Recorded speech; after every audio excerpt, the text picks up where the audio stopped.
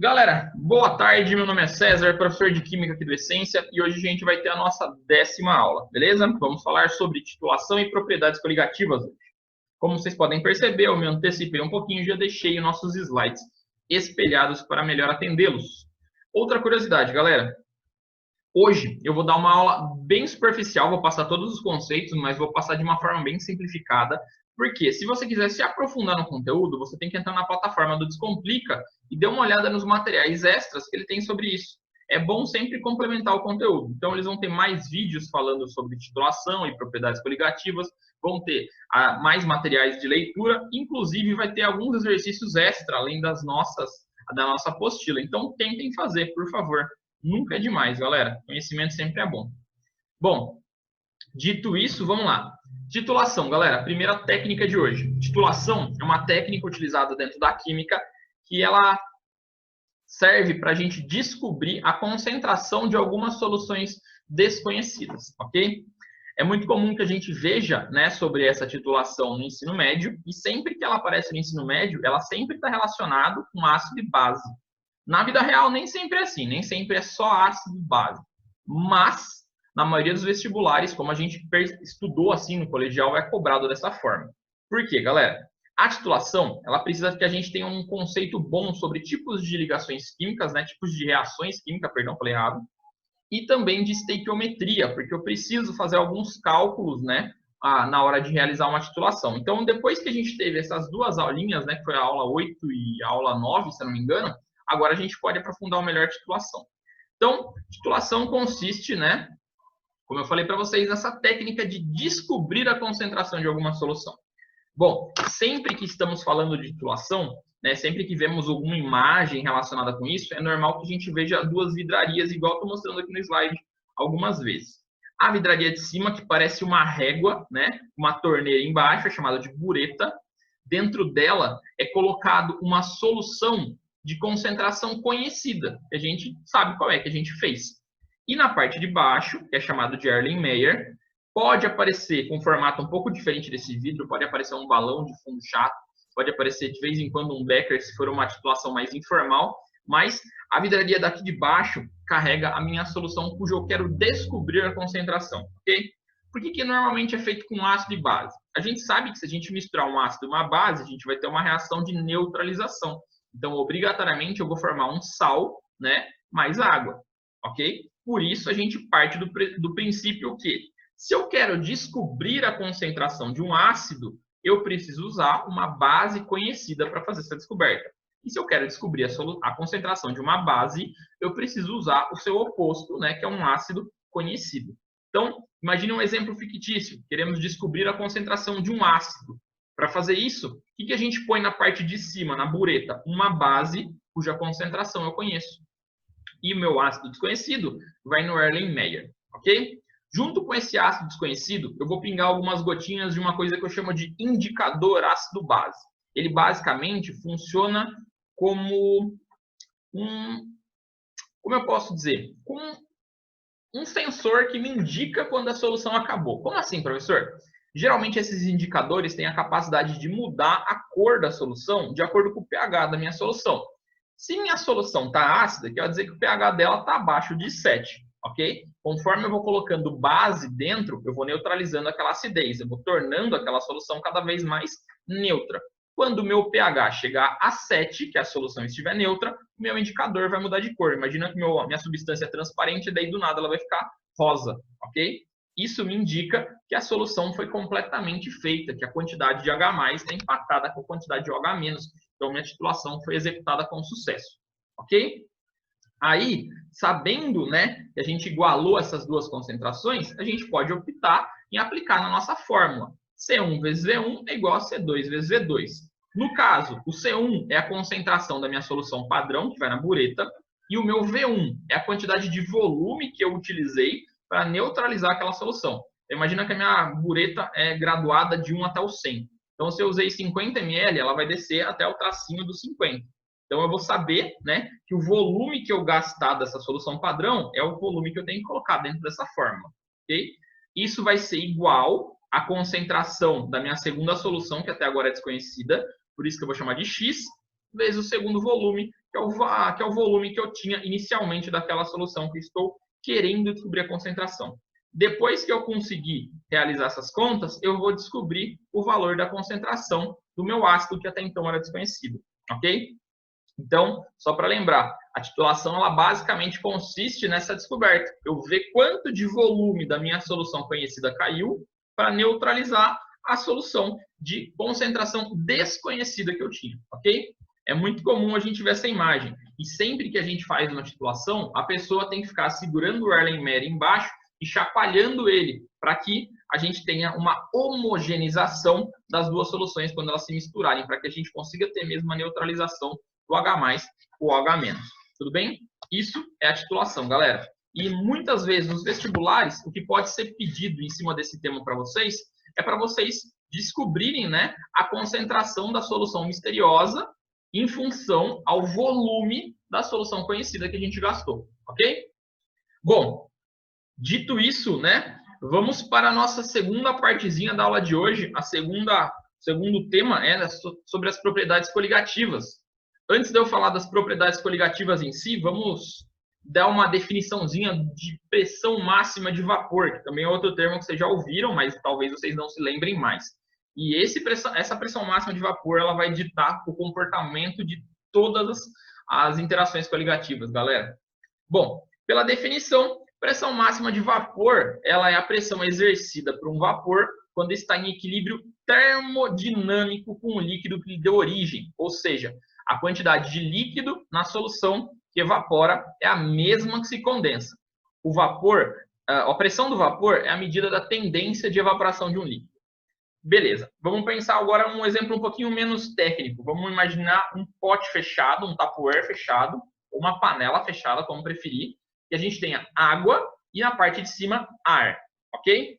Para que a minha água consiga subir para o estado de vapor e ficar na parte de cima, na parte dos gases, ela precisa que a pressão daquele líquido se iguale com a pressão dos gases que está em cima. Por isso, quando aquela pressão, né, chegar na pressão máxima de vapor, aí ela vai desprender, literalmente ela vai se tornar uma bolinha e vai subir. Sabe quando a gente está fervendo água na panela e a gente vê aquelas bolhas que parecem surgindo além do fundo da panela e saem para cima, que o líquido fica borbulhando? Aquilo é porque a solução está recebendo energia a ponto de se ter a pressão máxima de vapor ali dentro e ela conseguir se desprender da solução e ir para a atmosfera. Então, aquele líquido está evaporando, está ebulindo, né? Está indo para cima, por isso que acontece isso.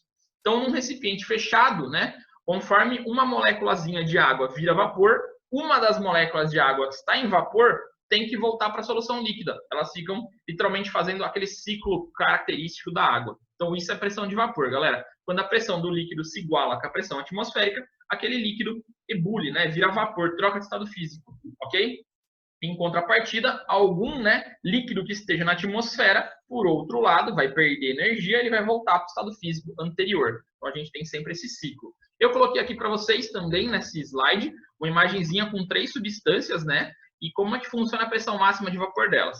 A gente tem éter, álcool etílico e água. Dá para saber só pelo nome que o éter evapora muito rápido, o álcool etílico também evapora relativamente rápido, e a água, entre os 3 que eu coloquei de exemplo, é a que mais demora. Por quê? Porque a água tem uma pressão de vapor maior que a do éter e maior que a do álcool. Então, quanto menor for a pressão de vapor, mais facilmente ele troca de estado físico, ele vira gás, ok? Então, o éter vira gás muito rápido. Se a gente tivesse acetona, a acetona ia estar muito próxima aqui do éter, ela vira gás rapidinho. O álcool etílico demora um pouco mais, mas ainda é mais rápido que a água, e a água demora mais que os 3 aqui.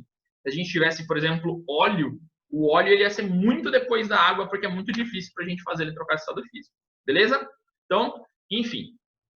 Propriedades coligativas.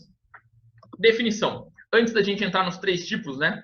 O que são propriedades coligativas? São basicamente situações onde eu adiciono um soluto a uma determinada substância e esse soluto altera alguma das características como ponto de fusão ou ponto de ebulição, né, daquela substância que eu estou utilizando. Não só ponto de fusão quanto ponto de ebulição, né, mas ele mexe em si na pressão máxima de vapor, que eu acabei de explicar para vocês. O primeiro tipo, né, de propriedade coligativa que a gente tem é a tonoscopia, ou tonometria, que é a mesma coisa. esse caso, ele funciona basicamente da seguinte forma, galera. A tonoscopia, ela acaba abaixando a pressão máxima de vapor de um líquido. Então, imaginem, a água, quando a gente coloca ela em um lugar, né, aberto, tomando sol, para que aquela água evapore. Aquela água vai demorar, vai ter uma velocidade de evaporação. Conforme as moléculas ali vão chegando na pressão máxima de vapor, elas vão vindo no gás e vão indo embora, ok? Se eu colocar um soluto ali dentro, esse soluto ele vai literalmente atrapalhar, né, essa troca de estado físico. Esse soluto ele vai acabar segurando as moléculazinhas da água para que elas não troquem de estado físico tão rápido. Então, se eu colocar uma colher de sal nesse copo de água, por exemplo, essa água com sal vai demorar mais para entrar no estado de ebulição, ok? O exemplo que eu peguei nessa imagem aqui, que é do Brasil Escola, como eu falei para vocês no começo da aula, galera, eles colocam eles colocam sal de cozinha, NaCl. A gente vê que a água pura, né, ela tem uma pressão máxima de vapor de 100 miligramas, né, de mercúrio, equivalente a 100 miligramas de mercúrio, e quando a gente coloca o sal, essa pressão máxima diminui, ou seja, demora mais para essa solução trocar de estado físico, né? Então, por exemplo, água na panela para ferver, ferve a 100 graus Celsius. Água com sal vai precisar de uma temperatura maior para que a gente forneça mais energia para aquelas moléculas consigam trocar de estado físico, ok? Bom, próximo exemplo que a gente tem, a ebulioscopia ou ebuliometria, né? O próprio nome está falando ebule, está trocando de estado físico, então do líquido para o gasoso, galera. Funciona da mesma forma que a gente estava falando. A tonoscopia, ela funciona quando a gente está trocando estado físico naturalmente, sem colocar calor, sem colocar temperatura. Então, imagina o copo de água evaporando em cima da mesa, sozinho, ou o copo de água evaporando no sol, no meu quintal, mas sem a gente colocar fogo, literalmente calor. Enquanto a ebulioscopia, por outro lado, a gente geralmente coloca, né, bastante energia para que a troca de estado físico aconteça de uma forma mais rápida. De acordo com a definição, ó, ebulioscopia é a propriedade coligativa que corresponde ao aumento do ponto de ebulição de um líquido quando se acrescenta a ele um soluto não volátil, que não evapora. É como se as partículas do soluto segurassem as partículas do solvente, dificultando sua passagem ao estado gasoso. Então, ela funciona de forma muito parecida, galera, né, com a tonometria. A única diferença é que a ebulioscopia tem calor envolvido, ok? Então, a gente tem água pura, colocando ela sobre aquecimento, a 100 graus Celsius, a água ferve e começa a entrar em ebulição. Se eu colocasse nessa água pura a mesma colher de sal e colocasse ela no fogo, na mesma temperatura que a água pura ebuliu, não ia ter acontecido nada com aquela mistura. Porém, se eu continuasse aquecendo por mais tempo, uma temperatura maior do que 100 graus, aí sim, aquela solução entraria em ebulição, ok? Isso é bom ou ruim, mas depende do seu conceito. Como eu falei para você, quando a gente está cozinhando alguma coisa, né? Quando a gente adiciona sal ao cozimento de algum vegetal, a gente está segurando a água mais tempo na panela. Então, a água está evaporando mais tarde. Então, quer dizer que aquela panela está chegando numa temperatura mais elevada.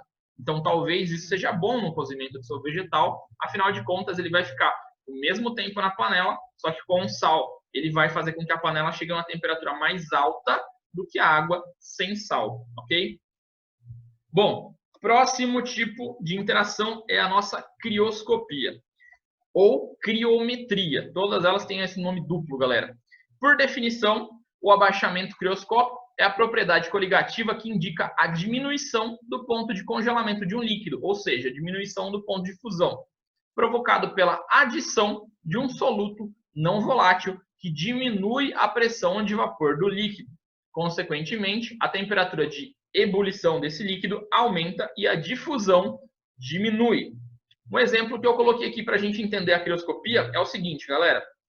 Imaginem o seguinte, o gelo, ele derrete, né, a temperatura de, sei lá, 0,1 graus Celsius. Como a gente sabe que a água congela a zero, então qualquer temperatura acima de zero, aquele gelo já estaria derretendo.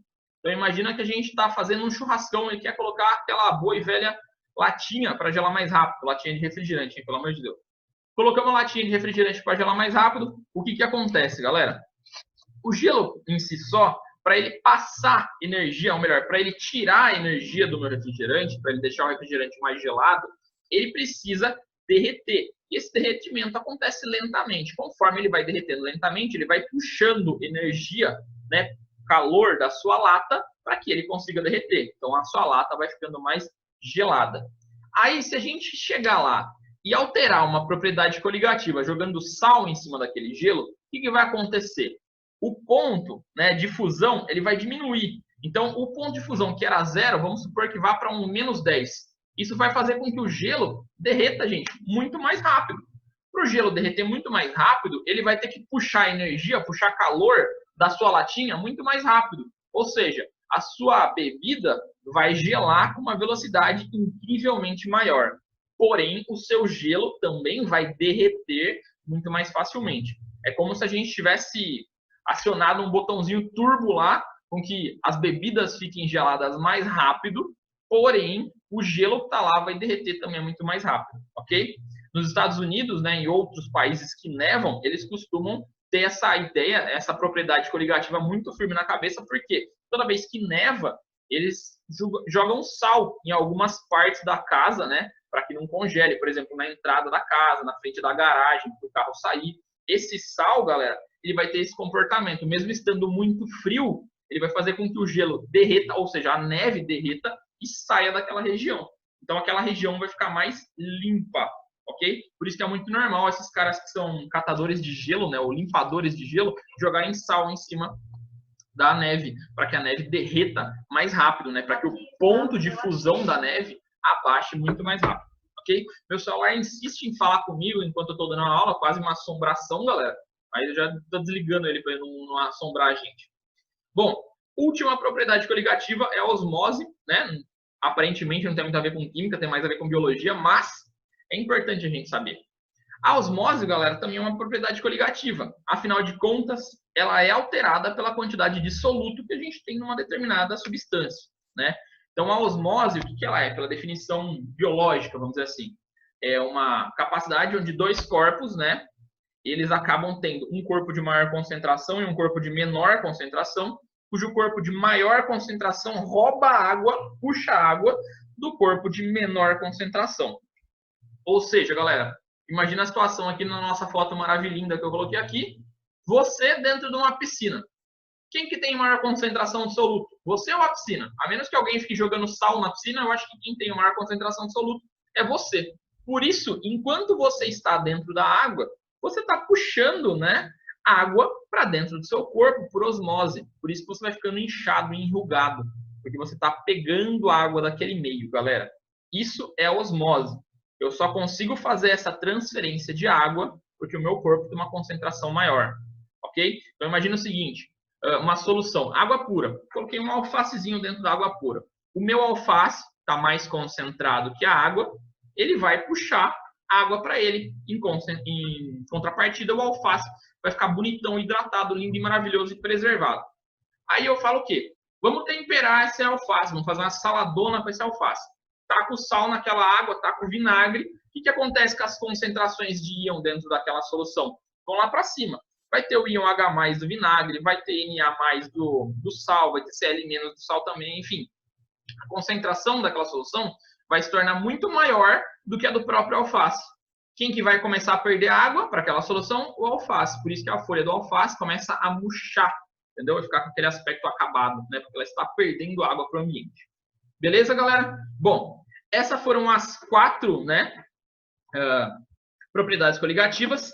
Tem um resumão que eu também peguei do Brasil Escola, porque eu achei essa imagem sensacional, galera. Se vocês quiserem dar uma pausada para dar uma olhada aí, aí são as 4 propriedades coligativas. E elas só são afetadas, então, quando a gente adiciona soluto a alguma solução. E esse soluto não pode ser volátil, ok? E lembrem-se sempre da definição de pressão de vapor. Bom, galera, espero que tenha dado para entender, espero que tenha sido tranquilo.